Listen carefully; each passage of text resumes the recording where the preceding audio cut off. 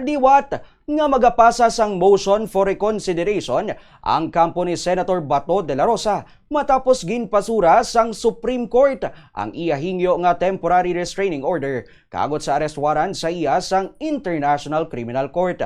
Sunod sa kampo ni Bato, hindi pa final ruling ang ginpagwa nga resolusyon sang korte nanungod sa legality sang implementasyon sang ICC process sa pungsod. Sunod naman kay Attorney Israelito Torion, abogado sang senador, himuon nila ang tanan nga pwede nga remedyo sa idalom sang layi. Matandaan nga kahapon sa boto nga 951, wala ginpamatian sang Korte Suprema ang hingyo ni De La Rosa. Samtang pagatuna naman sang National Bureau of Investigation ang desisyon sang Supreme Court sa pagbasura sang dugang nga temporary restraining order ni Senator Ronald Bato de la Rosa para protektahan batok o batok sa warrant sang International Criminal Court.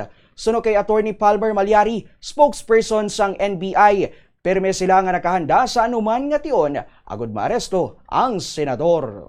Nangalap ng information ang NBI through the directive of our director para po in the event that we will be dispatched eventually to serve the warrant at hanapin si Senator Bato, alam naman po natin kung ano. Nandiyan po yung kopya ng warrant, alam naman po natin na nandiyan. Hindi lang po NBI ang may hawak ng kopya niya.